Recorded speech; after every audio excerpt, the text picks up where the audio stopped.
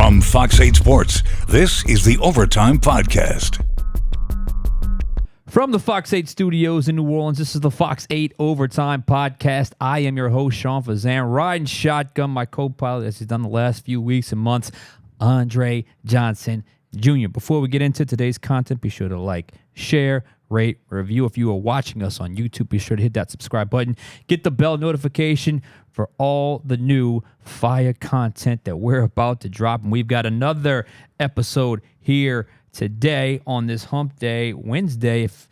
For us here in the city of New Orleans, a beautiful day outside in the city of New Orleans. And yes. I don't know about you, Andre. I came in today in a pretty good mood. I don't know, something about that good weather when you get the couple days of bad rain, you get that sunshine. I felt pretty good coming into work today. Yeah, I could wear some shorts, there you let my go. legs out a little bit, got a fresh haircut this morning. So got lined up? Good. Yeah, lined up. Got a burger. I caved. I was talking about burgers on Monday. We're going to call that a cheap meal. Okay. So I got my burger. I'm very happy right now. All right. He got his burger. He got his workout. He's got a good day. He's got a good mood. So good for you, Andre Johnson. I'm in a good mood myself. The new workout is kicking in. I like my setup as well. I've been pretty disciplined on the diet as well. So, hey, our fitness goals remain intact. Speaking of goals, speaking of what we do here, and that's talk a lot of Saints football. Free agency starts 1 week from today, the official new league year. Now, the league tampering period, the legal tampering period, which is one of those crazy expressions they make up in the NFL, starts March the 11th. So we're getting closer and closer to a flurry of moves around the NFL. And you saw some on Tuesday with the franchise tag moves coming here and there. But for the time being, now look, this could be famous last words because by the time you listen to this podcast or watch this podcast, things could have already changed. But it is a little quiet this week, a little bit more quiet than I thought it was going to be for the Saints by Wednesday. Again, this is all going to change very quickly, either today or into the latter stages of the week because they still got to get down on that salary cap. But I just would have thought we would have seen a few more moves by now to get those salary cap obligations a little bit more in line, but they still have some time to do that. But with that, we've spent a lot of time on the Saints, Andre, with free agency and their own free agents and their own situation. But free agency is here. There's a whole market out there for them to pick from in different positions and how they want to go. So I felt like that was a pretty good place to go with the big picture today. Absolutely, Sean. For weeks, we've been talking about keeping guys in-house. Now we look outside the house. And, we're going to look ahead to this free agent period. We're going to talk about who the Saints can potentially bring in. We'll start at a fun position. Let's have some fun today, Sean. Let's talk about those wide receivers, the pass catchers, the guys who can thrive in that new Clint Kubiak offense. When you look out at the names out there, considering their age, considering their production, considering, most importantly for the Saints, their price tag, we're going to talk about our top three guys who we would like to see in black and gold next year. Go ahead and start us off. Yeah, look, and I felt like this was a good place to start the free agent market because I think the wide receiver position, you look at it, the top three look okay. You got Rashid Shaheed, you got Chris Olave, you got A.T. Perry who came on towards the end, but he's still a young guy. But youth is the theme of that position group. So I think this position group is tailor-made for some sort of decent investment in a free agent wide receiver that checks the boxes of young-ish, but a lot of playing experience. I don't know if I want someone terribly old at that position, but I do want somebody that's got some NFL experience. And like you said, does it fit what they want to do? And, we have our opinion on what the Saints needed that position, and the Saints certainly have their opinion at what they needed that position. And, of course, cost, because we know they know how to stretch a dollar, but they have never been the type of team to go and spend huge money on other teams' free agents. They generally keep that for their guys in-house. So why don't we do this? You've got your top three. I've got my top three. We're going to go kind of back and forth here. My top guy is Tyler Boyd. He's 29 years old. He's 6'2", 205. PFF had him as the 75th ranked free agent of all positions in this free agent class. The NFL.com article that I read had him ranked at 84. He's a big slot. Talk about a big slot and he almost fits the dimensions to a T to the guy that's going to be heading out of here in Michael Thomas, a guy that can work the first level, work the second level. They've always said they wanted a contested catch guy. This guy has done that. He's been the third wheel in Cincinnati for the last few years with Jamar Chase and T. Higgins. They're going to have to spend a lot of money on those guys to keep those guys there in Cincinnati. So he could become available. I have no idea if the Saints have pinpointed him, but I just think when you talk about what they've said they wanted, where he's at in his career. Like I said, he's 29 years old, so not 30 yet, but certainly not young in his career. And a guy that's been productive. He has 67 receptions a season ago, and certainly he's benefited from being in a really good receiver room with two other guys that clearly command a lot of attention. And then, look, there's also this. You look at these projections when it comes to what these guys could potentially get. For each one of these guys, I read two projections. Spotrac is probably the most popular one that everybody goes to. It's that analytic website. It's a really good website in terms of determining market value. And then there was another one that I read as well. I forget the name of the actual website, but checking the names, it was actually some names that pop up in the NFL media circuit quite regularly, so I trusted it. And they all for both, and this is not the case for the other two, but for both of those, they had Boyd settling in at about $8 million to $8.5 million a season. That's so not bad. you can stack that deal. $8.5 million a season could be like $3 million cap hit for the Saints with the way they stretch and bend and voidable year those contracts. So to me, you want a big contested catch guy.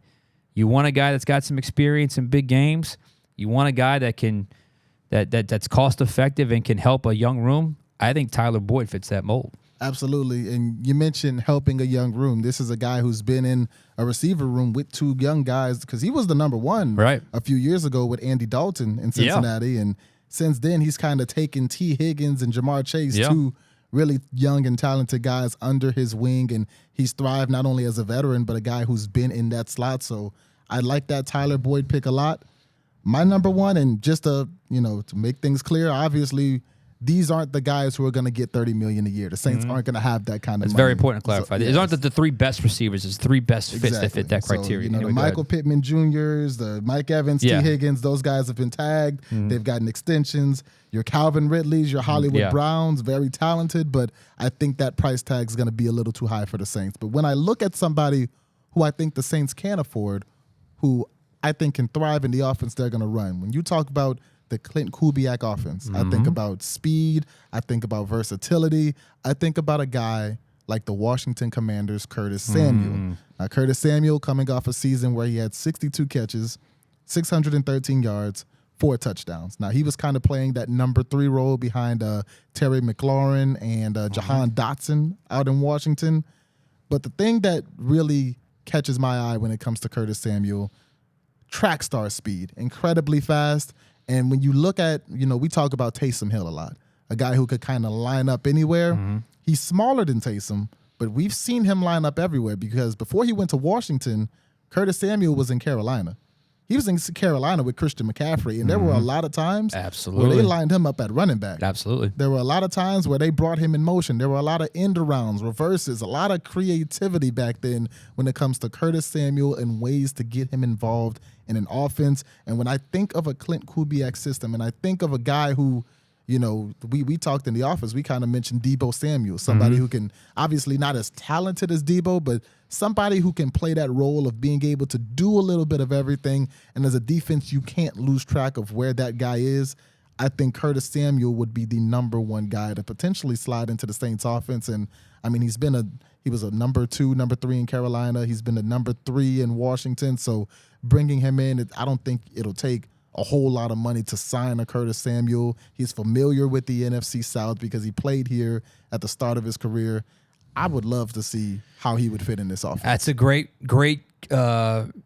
name there, a guy who was underrated in terms of the actual production he's given on the field. Your number 1 guy is my number 2 guy. I had Curtis Samuel as my number 2 guy because of this.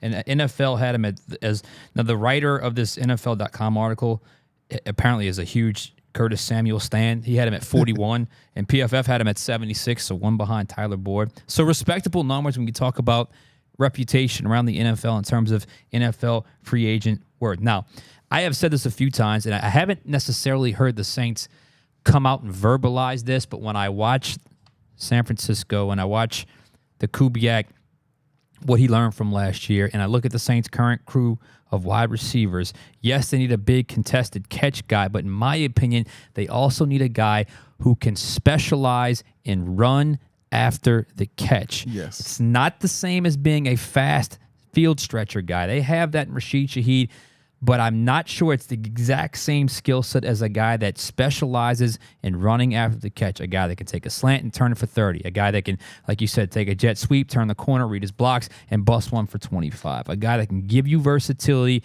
catch a bubble screen, read blocks, and go.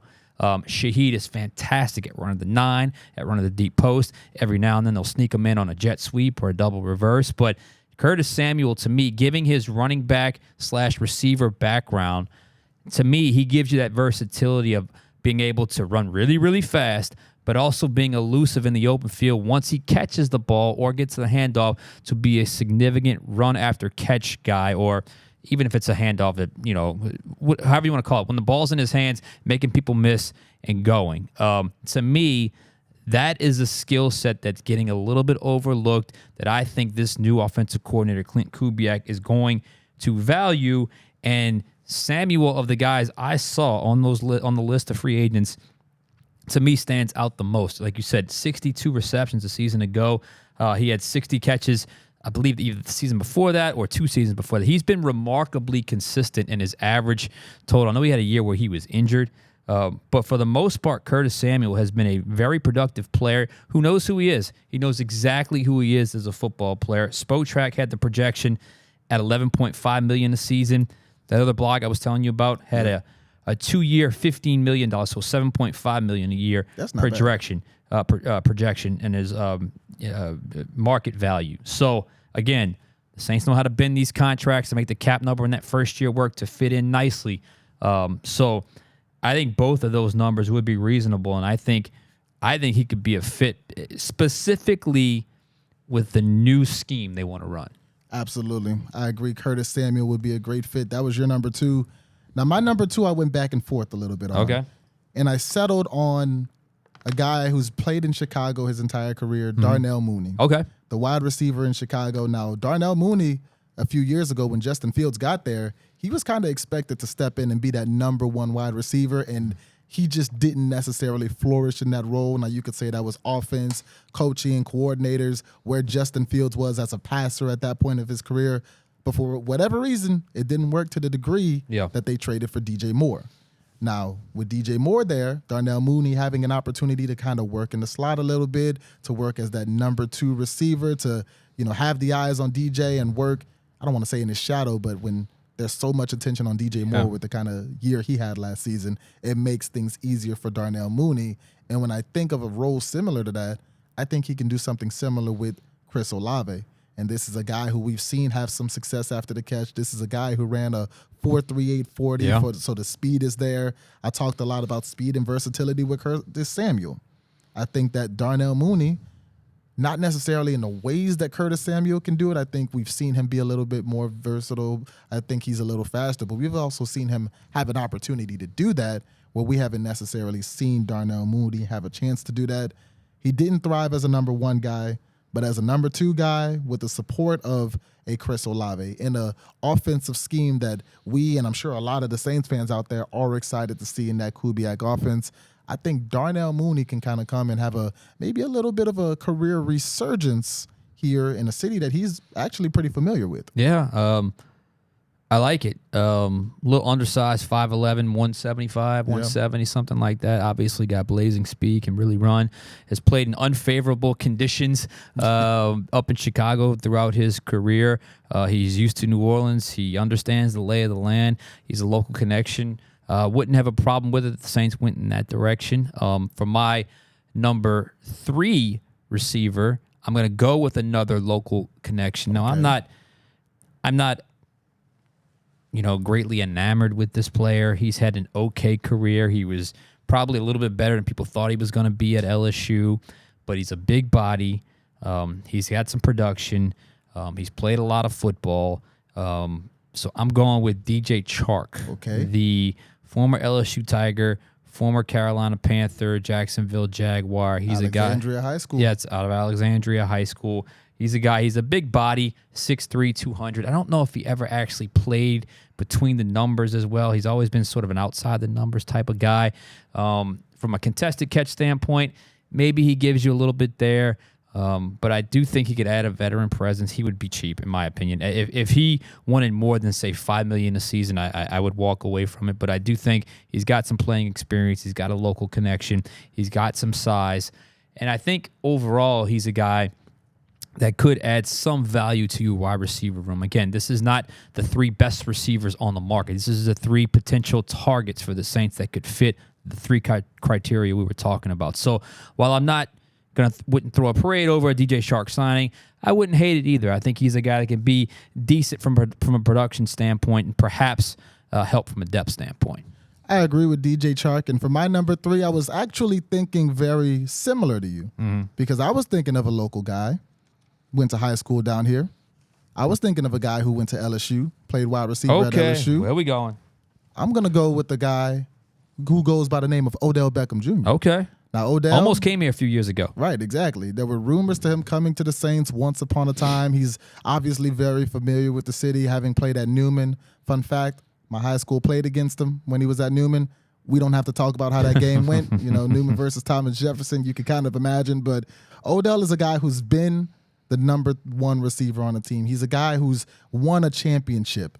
Does he want to come home, you know, to maybe close out his career? And I think he still has some effectiveness left on the field.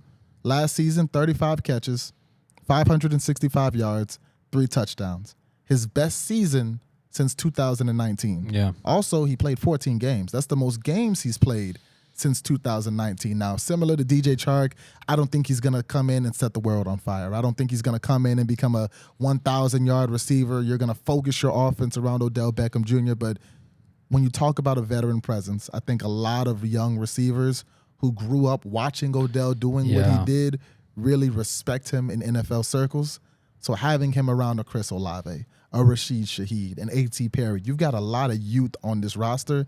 And I think bringing Odell into that situation, bringing him into the locker room, I think it could only help you. I mean, they used to call him a diva. I think those days are kind of over. Yeah, I think he's been humbled there. Yeah, you know, Odell, he's older, he's wiser. How old he's is he more now? mature. 31, 32? Kind of in that early 30s range. Yeah.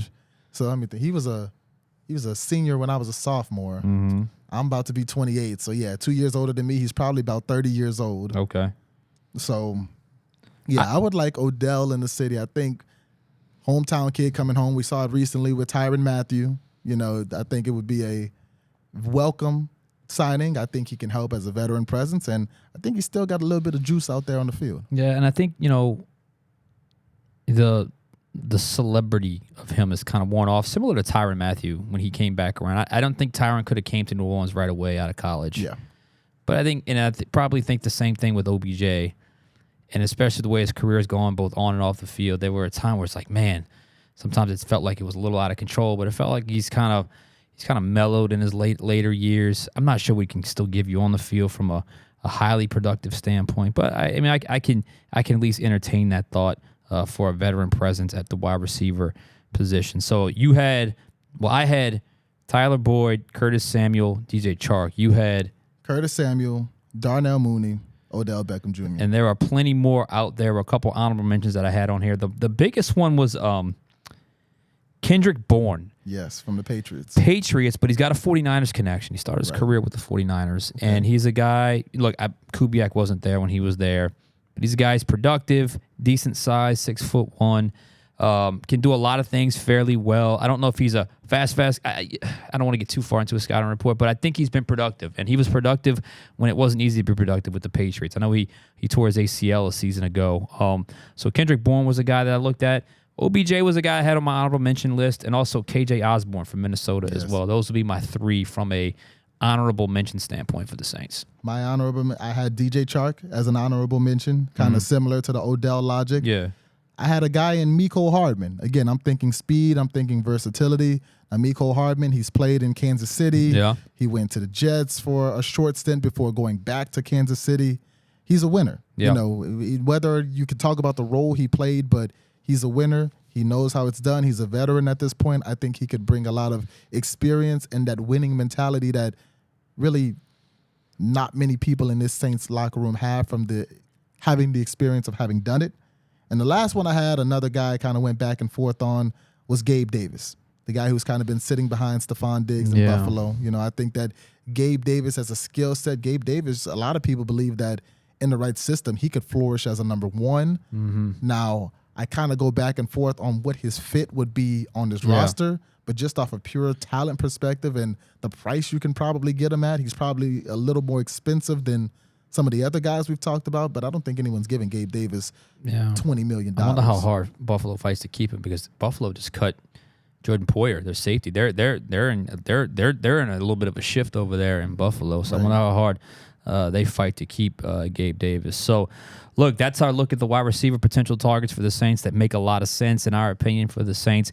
We're going to do our best over the next few days to get to each position group. We're not going to be able to get to all of them, because by the time we do, free agency will be here and names will start flying off the shelf. So we may not be able to get to all of the position groups, but from a wide receiver standpoint, I think that's the most obvious need for a free agent addition, not just they could potentially draft someone as well, but from given the youth of that position group, that one made the most sense from a free agent standpoint. So we'll get to another position group later in the week. We also leave your comments below on who you guys think could be a potential match for the Saints at the wide receiver position. That makes sense. Don't go crazy with it fiscally, monetarily, and production-wise, and based off of what they need. Also, if you have a question for us, you can always hit us up on the Final Word feature on the Final Play app.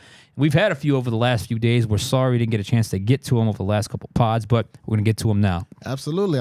Like Sean said, we are still looking at those Final Word, Final Play questions. They still come into our emails. We see them. So I want to rattle off a couple that we saw that kind of caught our eye. The first one being from Harry in Metairie.